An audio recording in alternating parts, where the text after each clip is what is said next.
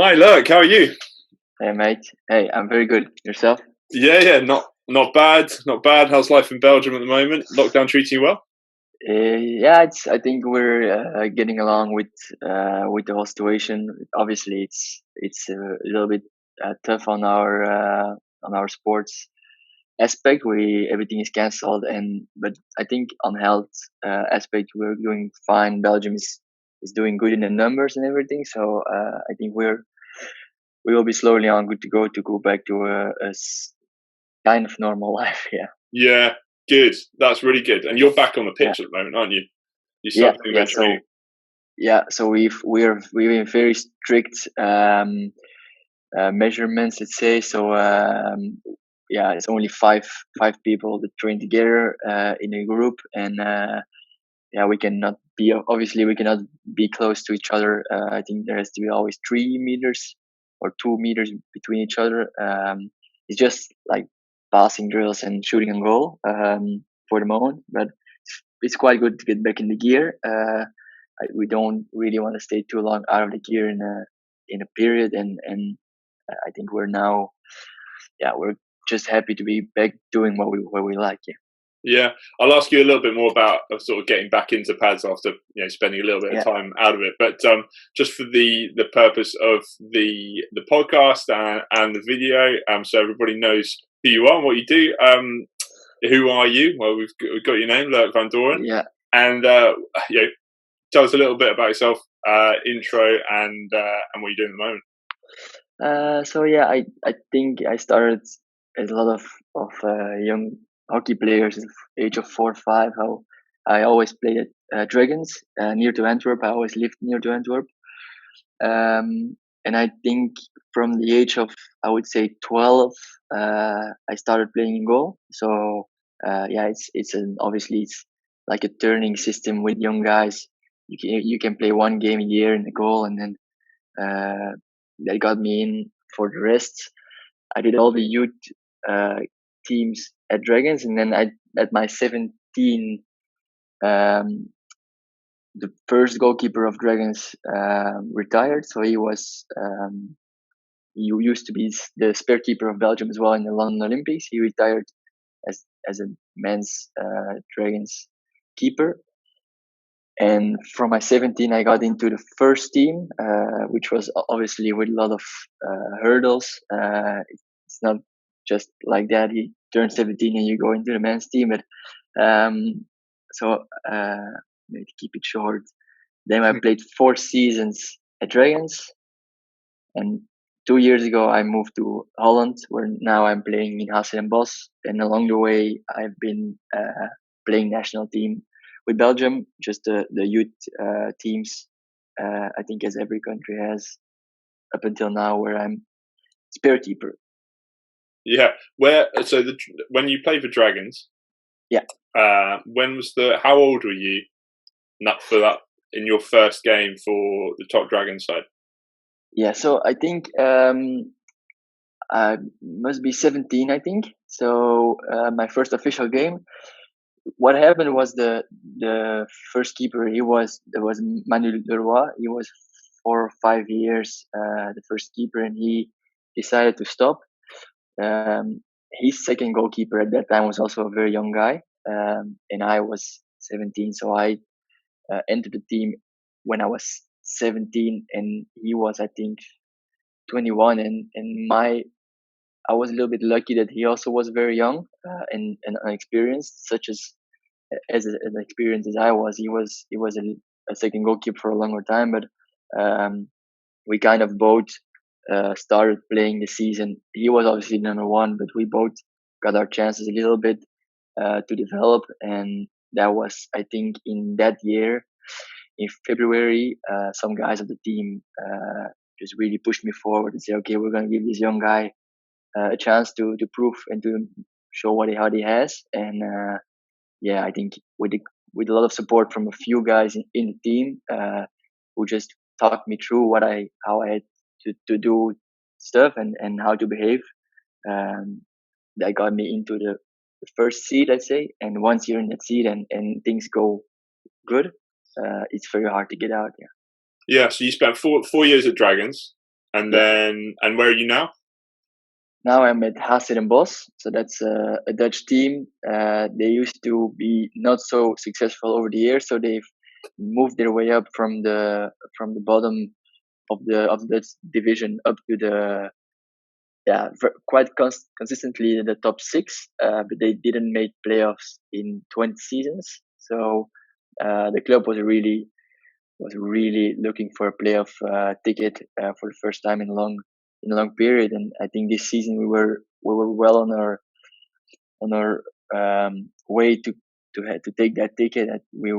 When the competition ended, we were second. Obviously, the games were not evenly played, but I think we were second, and there were 7 points ahead of the number 5. So with 7 games to go, you really need to mess up a lot to not make that playoffs. It was very possible still, but I think we're a good team, we're a good side, and our team atmosphere was very good. So I would be able to say that we would have made the playoffs, which is useless to say because there is the competition is ended. So that's where I'm now, and the story has a few sides. It's a very interesting period because it's a team which is not really the top side for long years. So my share in making it a stable and good team is maybe a little bit bigger than with other teams. If you look at a Kampong or a Bloemendaal at the moment, they're stable and they're settled in how they are as a club and as a team, and I think that's what we are aiming for.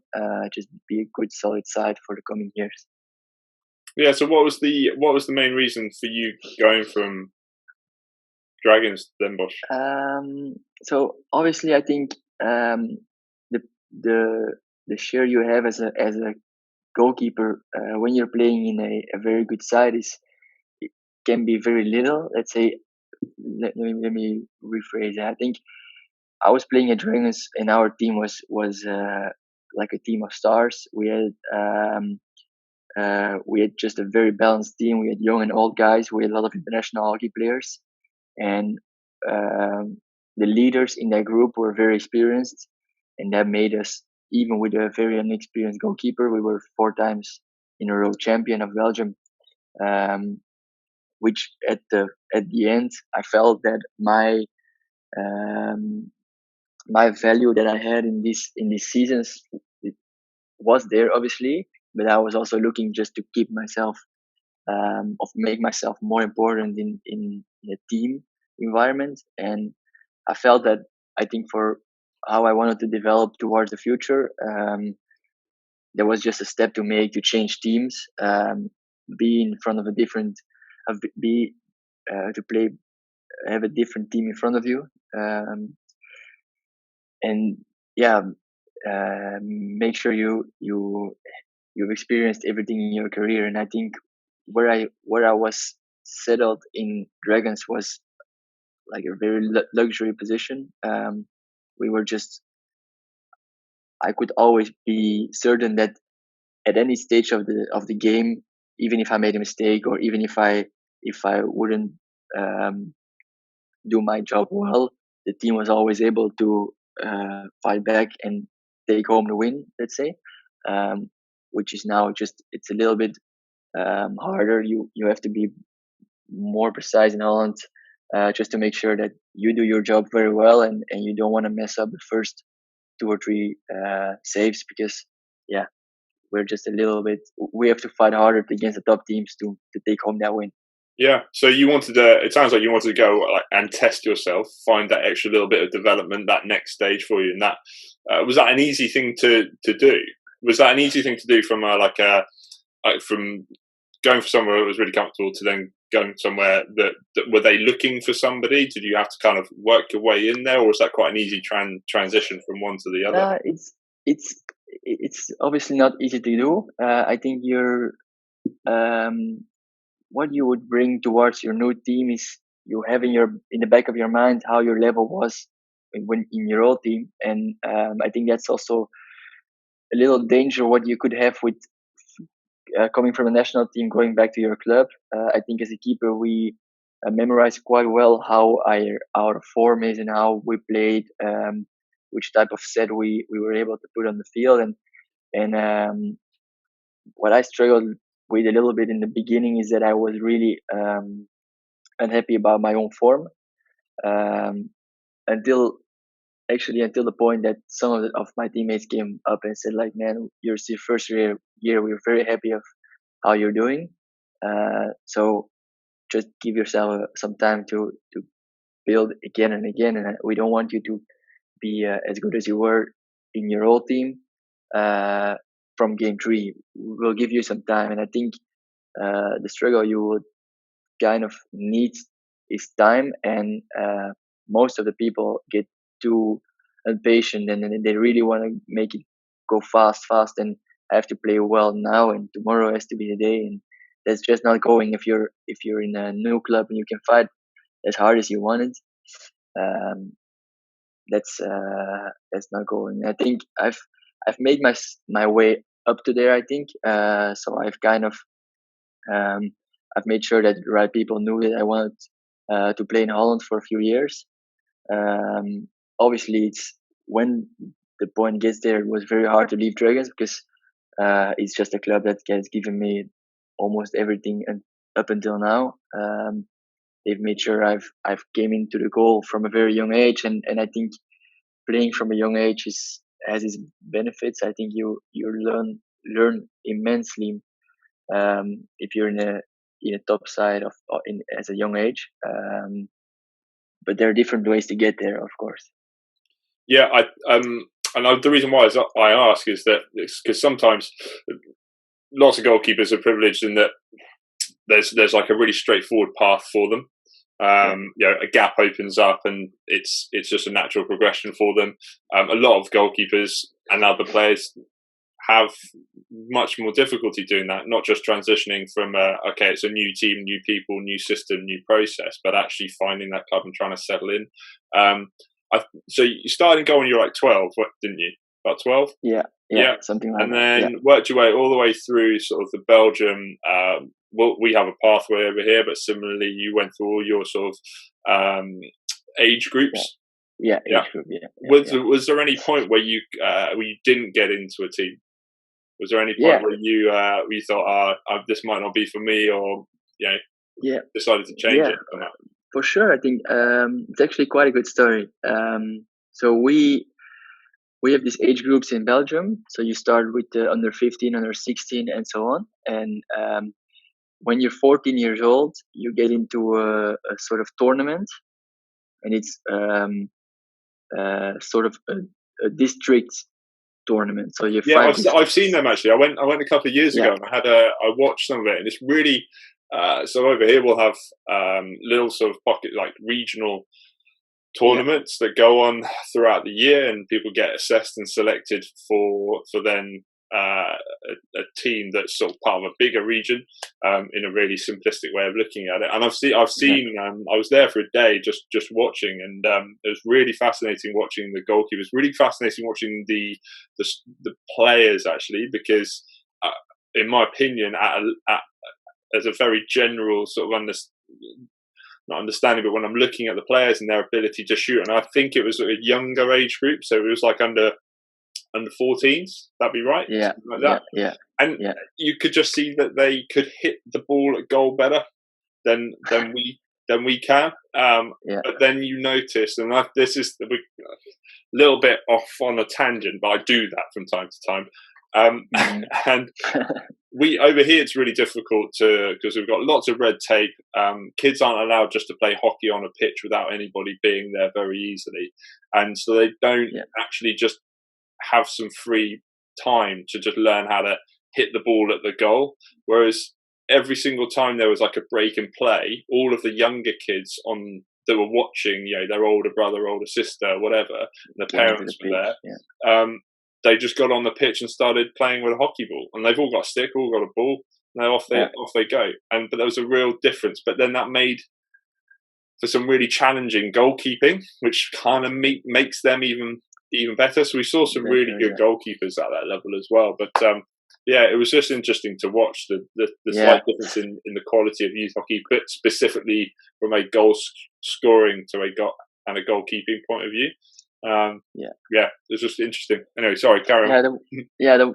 That's good. It's a good topic, because the one thing that you have to admit to the Belgium Hockey Federation is that what they did with their program, I will say, their general program, was quite impressive. I think Bert Wentink was a Dutch guy who was sort of director, and I think he was leading the program, and they just made their way step to step to the top. And also with the men's team, that was also a part of the program, and I think they were positioned 9th in the world when they've won on the Euros in Boom in 2013 when they beat Germany. And so that was they just became Olympic champion, and Belgium was 9th in the world, and they were able to win just because their program was just well in advance of what they could expect. And I think the youth is something that they've changed over the years.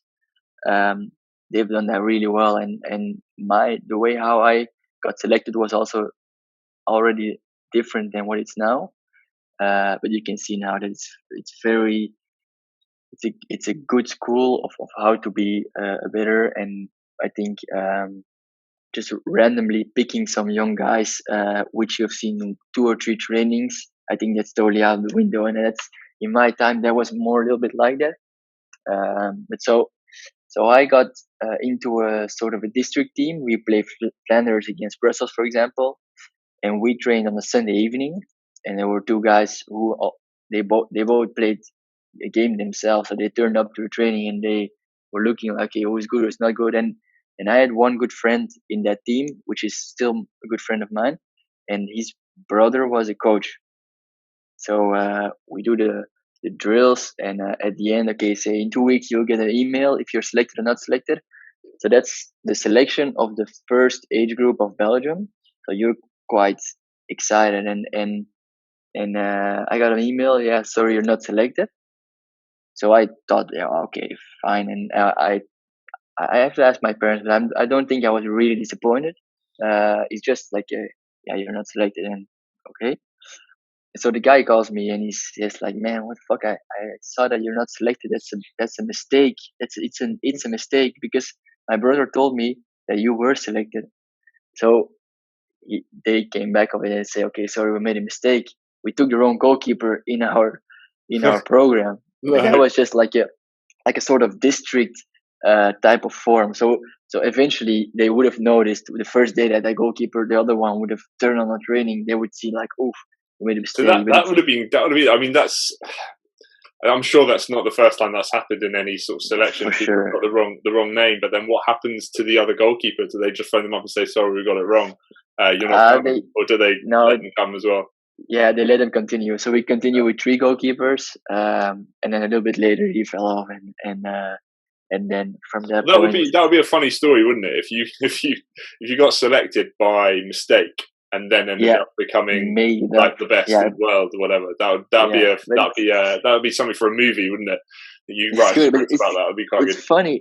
It's funny because such a detail could change a whole career of potential career, and I think lots of hockey talents that we know now, which were huge talents in the youth, they always turn up and say like, yeah, but I could have made it that far to the Belgrade lines because of they tell someone else, because he was really talented, and we always say like, yeah, he could have, but he didn't because of a number of reasons. And it's always very funny to hear about how talented some guys were, but they're now working in construction or in I don't know where, and they totally changed their life, and that's their good right to do that. But it's not like not every guy with talent would make it up till the end. Yeah, and it's funny to see how such a small detail could change quite a lot, because so that was the first selection, and I think I was. From that moment on, I was a little bit on the radar of the national team trainers. So I got into under 15, under 16 categories. And I think, yeah, obviously I can't really remember a lot of that time. I think it was just really fun because I had a lot of friends which were in those teams, and I don't really experience that it was like a competitive type of atmosphere. It was just we were training, and I at the end you got selected, and I think I kind of felt I kind of felt that I was doing okay in the goalkeeping stuff, but I never thought at that stage like, okay, I really want to make my career out of this, or I really want to go until the top, or and I think also that growed more and more because when I was a little bit younger, I think our uh, men's team was not that great yet. I think they were just on the rise, and now it's really fun to watch that the younger teams, they are really motivated, and they really wanting to become a red lion one day, and that's I think that's again something that the federation and the organization did very well. There's a lot of yeah, they really create something you need to if you want to get there. Yeah. So Cool. I so I mean, I think think a that lot of people was have like I think similar sort of journeys. But for yeah you could step in goal when you're 13 and want to be the best in the world, and at yeah that stage you don't really know what that means, what that entails, what you need to no do. I think you just go and enjoy your hockey yeah and sort of it's much take each sort of new challenge as it comes. And it sounds like you've basically gone and done that. It's like, right, I've got this game of hockey. Um, I I can go out and play yeah whenever I want. I can really enjoy it. And now you've started then growing some and forming some ambitions on the back of it. I'm going to throw a question at you now that I haven't texted before, but I'm yeah sure you'll be able to answer it happy. If you were going to just describe your style of goalkeeping, yeah. how would you describe it? I think I'm like obviously over the years your style will change. I think that's something you should aim for as well. And my I would describe it maybe as a more of a compact style. I would use a word. So I try to keep my body as compact possible, and as I wouldn't say I like to dive, or I wouldn't you wouldn't see me flying out and make a huge block slide. I'm also not super tall, and because I don't have enormous legs like some goalkeepers out. How tall are you? I'm 178 Okay, so what's meters that like? something. Six? Is that just under 6 foot? Yeah, I don't know. Yeah. We use different. Yeah. we Well, I'm 6'2" ish, and I'm 188.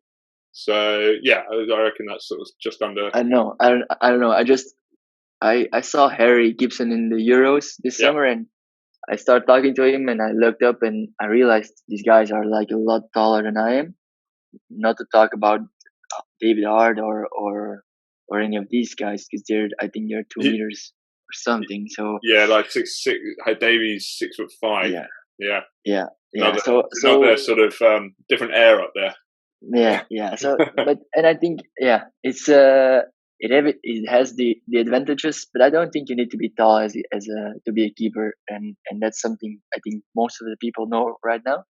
I think Vinny and I shared a little bit same height, and um, but to continue on the style, I think it's really interesting to talk about different goalkeeper styles, and like there are tons of different ways to address a hockey ball. For example, the ball stick side low is a very highly discussed topic under the goalkeeper trainers, and like what should you do? Should you go with your foot? Should you go with your stick?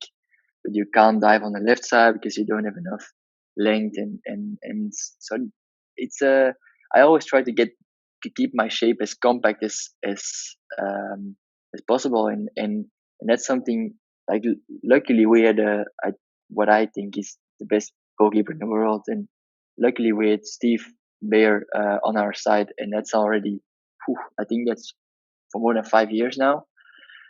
And yeah, I think 50% of the training we did was not really on the field. It was just talking to each other and really getting to the bottom of what do you want in terms of your style. And it's developing what you feel comfortable in. It doesn't have to be done by somebody before you. So that's something, and I've had a number of different goalkeepers in the past, and I think I learned something from every one of them. But that doesn't necessarily make them the decision maker of how my style should be or should have been, and I think that's something that's quite important. So yeah, my Cool. word would be compact. Compact. I like it. Yeah. So one of the things I wanted to talk to you about was obviously got to know you a little bit more, talked about your history, how you've got to where you are today, the clubs that you played for, but also kind of what does the future look like? So what is the, obviously with the Olympics being moved back another year, your position within the national team as well, training with Vinny, obviously we've mentioned him in what you're talking about before, and I guess the first question that is sort of what are your really simple ambitions in the future? Like, what do you want to get to, and what do you want to get out of your hockey from now until when you sort of finish your hockey career? What are your ambitions? So I think it's quite funny because also that changes a little bit through the years. And one thing when you talk to more experienced goalkeepers that are more N20s in the beginning of their 30, they kind of you see how their vision of the whole goalkeeping aspect changed. So, and I think I'm in the middle of that process, and I think it's still all a little bit changing of what you want to get out of it. And for the moment, I think what I really want to get out of the future is working with really special people in my team. And I've experienced, and I've for example, now it has been 4 years that we have worked. We trained with Shane as our head coach, which have been just from the start. I wouldn't expect to take out as much as you do from somebody's knowledge. There are just a number of people who know so much about sports and about how a sportsman works mentally, physically, and what I really loved about just not only being in a goal, being a goalkeeper and stopping hockey balls, but also get a little bit more out of the whole sportsman life in the mental part. So I think I would really love to continue having somebody with me that really inspires me in different ways and just teaches you a little bit more than just about stopping hockey ball, because obviously that's not something you're gonna do for the rest of your life. And then about the hockey part, I think obviously you just try to get as good as you can, and I think the fight with yourself to be to perform in a better level every time is something that I try to focus on. I don't really try to focus on too much on I have to be a first goalkeeper of Belgium, for example, because there are so many things that I can't decide or can't influence or have no power of none. And obviously that's the question that I get maybe the most after a question about how I think the most question, maybe I'll rephrase that one. The most question that I had in my past is, when is Vinny gonna stop? And by the time you get that question so many times, you try to answer it in a different way because it just gets boring of answering. It's you see like, look, he doesn't know yet, so I will not know before he knows, probably. But that doesn't really make my my path into the national team bad or not good or something. So That's an important one, I think. Yeah, I think it's so. Your comment about you've got to focus on you. You can make yourself Yeah, the best goalkeeper you can possibly be. That there are many controllables in that, and yeah, when you start focusing on the things you can't control, that's when problems start occurring. And when, yeah, as you say, when Vinny decides to stop playing, whenever that is, then there'll be I'm assuming some sort of transition. And there'll be all the preparation, all the work you've done to be the first choice for your country will then start coming to yeah. fruition as well. So, do you, like most things, having goalkeepers within a squad that are ultimately competing for a position? But what is it like training together? No, it's really nice, and I wouldn't say that if I don't really mean it. It's so you would with people sometimes you get along with someone or you don't get along with someone, and I think the the the relationship that I have with Vini is really nice. Um, from the first, I think when I entered the national team as a third goalkeeper, the current second goalkeeper was still there, and I was brought in just before Rio, to make sure that there was enough numbers of goalkeepers if one was ill or wasn't there or just in training wise. And I think from the moment we got on along very very good. Um, in training, I think we have a history together, and we pushed one each other to a next level. And also again that relates. There are a lot of people that needs to help with that process. I think you need a good goalkeeper trainer. If your goalie trainer has knowledge to make sure that there's a healthy and a good fight, I think that helps you enormously. And there were trainings where we were me, Vinny, and Steve were training together, and we would barely want to stop training because we were in that good mood of just we train together, we are having fun, and we're training well, and we're training both very good. And then at that stage, there is never a thought of me thinking like, yeah, we're training both good, but he's still a first goalkeeper or something. That just doesn't come to your mind because you set down a very good platform of really enjoying your work. And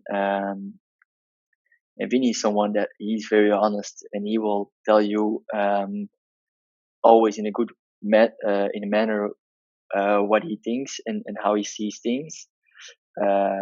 So because of his honesty, that also made me very honest towards him um, in the whole first second goalkeeper aspect. And to be honest, I never felt a period where I would say that I was really playing and performing better than he was. So I also tell a lot of people that I never feel that I had the right to take for a period the number one position. And so I think the goalkeeper trainer is really important. I think the coach is even more important. What Shane did very well is he clearly said, "Look, I want to make sure that my goalkeeper is playing good and he's in a good way." And he basically told me, "You want to cooperate with that, or you want to start to fight every training and try to be the best goalkeeper?" And obviously, I really try to make the choice and be sure that our team is good, our atmosphere is good, the relationship between me and Vini is good, and we will both be playing better. And I think try to if you try to be better than your I lost the word. If you try to be better than your rival, um, yeah, there are a few ways, but the most common way is just to start and not open yourself up to that person because you want to be a little bit better in the thing that he's not doing, and I think that's something we never had.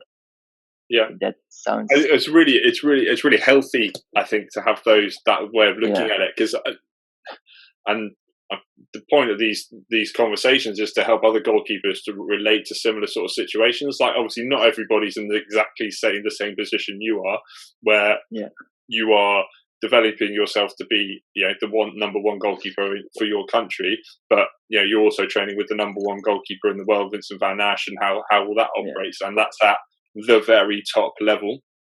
With you guys being world champions at the moment, and looking to go and hopefully, well, I'm sure you guys are going with the vision of securing a gold medal at the Olympics as well. Don't want to jinx it for you, but I can only assume that's the aim.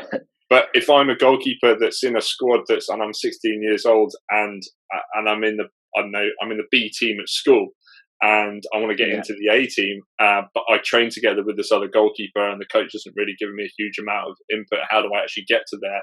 And I'm constantly comparing myself against the other goalkeeper in that other team or my age group or whatever in the club. But actually, like what you were saying before, really important is, can you be a better goalkeeper than you were yesterday? And not always compare yourself to the opposite person, because that's out of your control, really. Yes, you want, but the only way you're going to get there ultimately is being better than yesterday's you, in a way. So I think that's really, it's good, but it's also challenging. Do you ever get frustrated? Do any points you like? This is tough. Of course, and I think obviously as a second goalkeeper, which is really really important, and maybe you will not you won't accept it just because I tell you so, but it's perfectly normal to be frustrated at some point, and I had I had these moments. That's not one moment. I had a few moments where I was really really frustrated, and I said, like, look, how you try to stay away of the what if situation, like what if Vinny wasn't there, for example, because that's not going to help you in any way. And I think of a few young goalkeepers, they are not staying away of the fact that the path should be like this. So nobody told you that at 23 you have to be a first goalkeeper of your national team. And a few goalkeepers did that in the past, but it's just coming together of few occasions that make that happen and made it possible. And I think, for example, if you look to Vini's career, which is maybe good to bring up, when he tells his story, and it's a very interesting story, it gives you goosebumps till your bones, because it's really really you would not expect it. So he was thrown out by a club like 2.5 years or 2 years before the London Olympics. So the club said, we're not gonna keep you as a keeper.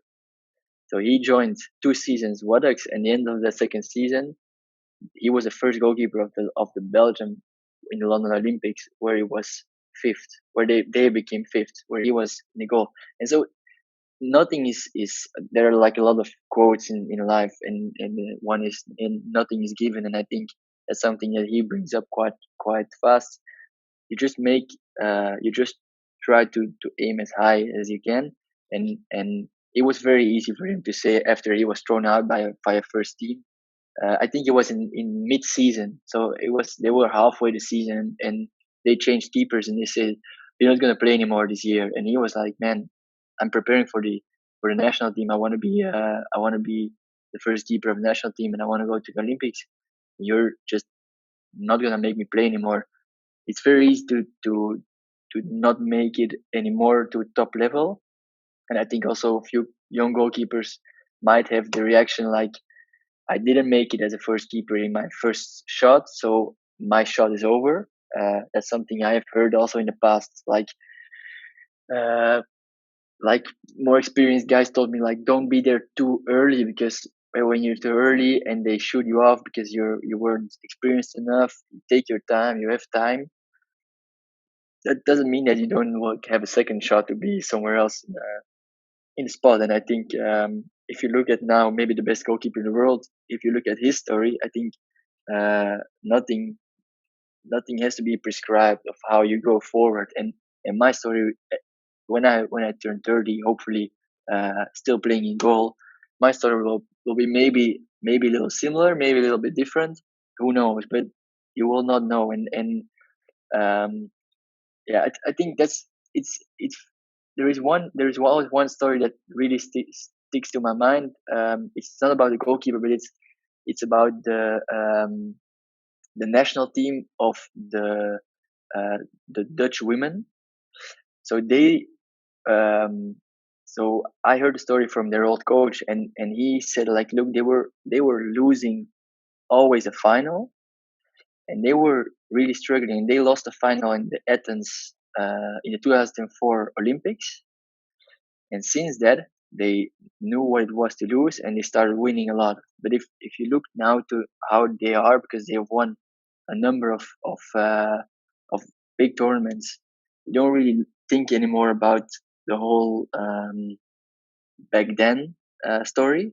You would almost you must always forget it. But if you're in that period, it stays very closely to your mind. And so I think it's a little bit same with goalkeeping.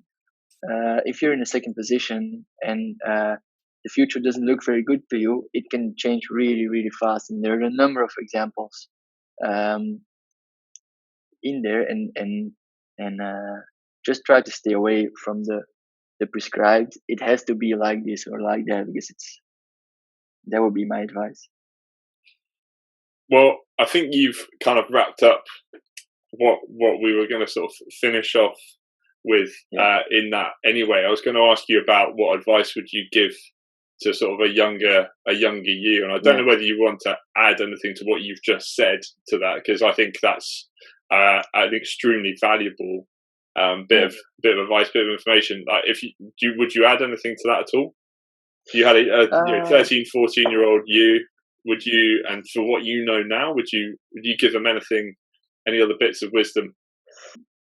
Like on the second goalkeeper part, I think that's something I would try to make it count, because that's I think the most important. And what I felt, I think I would say to myself, and try to really embrace yourself with good people, and try to find someone which follows you a little bit along the way.